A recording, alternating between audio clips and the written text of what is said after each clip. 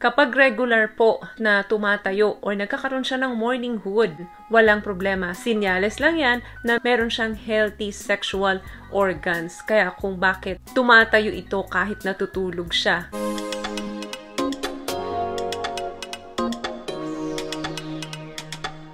And for today's video is another concern video. Sabi niya po ay, "Hello Miss Che, may question lang po ako. Bakit po lagi naka-erect ang junjun ng boyfriend ko? Lalo na every morning, pagkagising namin. Niiwas na lang ako kasi araw-araw na lang ganun. Nalilibugan ba siya pag ganun po o may problema ang health niya?" Okay, bukod sa mas mataas ang testosterone level ng mga lalaki every morning, mas mataas ang kanilang libido, meron pa pong ibang dahilan na nakapaloob dyan kung bakit may erection na nangyayari sa mga lalaki tuwing umaga. Ito yung tinatawag nilang morning wood. Wood is matigas na bagay. Ang katotohanan po, ang morning wood o pagtigas ng kanyang ari tuwing umaga is completely normal. Senyales yan na meron siyang healthy sexual function. Isang indicator lamang ito na ang iyong puso, ang iyong blood vessel, ang iyong nervous system ay completely function. Mas matakot ka kapag wala ng erection na nangyayari dyan sa kapartner mo. Ang pagtigas po ng ari ng lalaki ay hindi lamang related yan sa kanyang sexual arousal or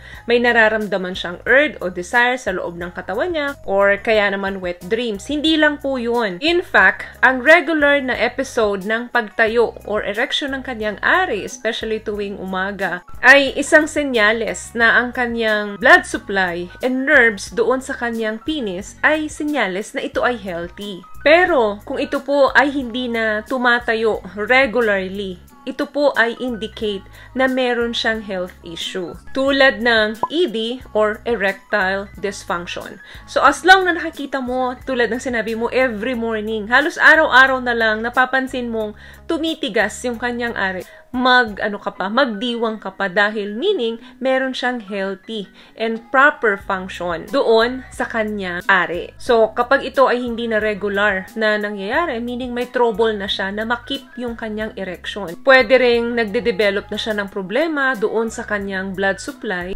and nerves to the male reproductive organ. Posibleng nagkakaroon na rin siya ng mga hormonal imbalance or nababawasan na rin yung level ng kanyang testosterone.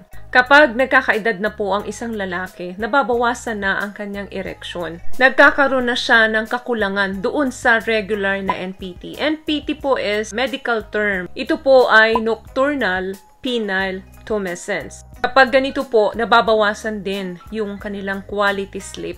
Ang NPT po, hindi po yan resulta ng sexual arousal or having a dream na related sa sex. Instead, it's a normal function of male reproductive organ. So, kapag nagkakaedad na po ang mga lalaki, hindi na po madalas na i-experience yung NPT. Dahil yung hormone level nito ay nag-shift na or nagpapalit na. So, kung sakali pong nakaka-experience kayo nito, makipag-usap po kayo sa mga doktor ninyo para mabigyan ng karampatang solusyon. So, hindi ibig sabihin na nag-e-erect yung kapartner mo ay nalilibugan siya or baka nananaginip siya na related na nakikipagtalik siya or nag-wet dream siya. Hindi po ganun lagi ang situation. So, nangyayari po talaga yung mga ganyang erection during cycle nung sleep niya. Kabilang na nga po dyan yung NPT. Hindi po yan typical na erection na related kung saang anong desire yan. Simpleng result of sleep cycle lang ng mga lalaki. So, gaano nga ba talaga kadalas nangyayari ang ganito? Yung morning wood or pagtayo ng ari ng mga lalaki. Usually, nangyayari po yan depende sa edad. Nangyayari yan sa bata, minsan nga sa baby, di ba? Nangyayari yan sa younger adult, older adults kasi matataas pa yung level ng kanilang testosterone. Yung mga young adult na mga lalaki, madalas nagkakaroon yan every morning at minsan may mga gabi episode din. Yung mga pinaka-peak or maturity naman yan, usually nangyayari yan dun sa mga teens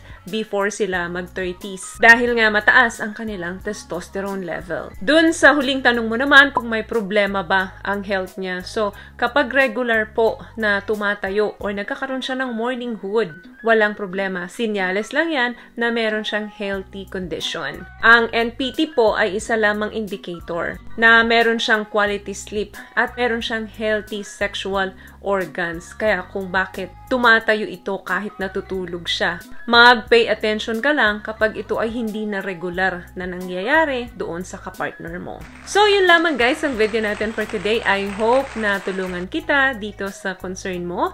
At kung nagustuhan niyo po ang video natin, please give it a thumbs up, comment down below, and also share this video po dun sa mga kaibigan na sa tingin nyong matutulungan ng videong ito.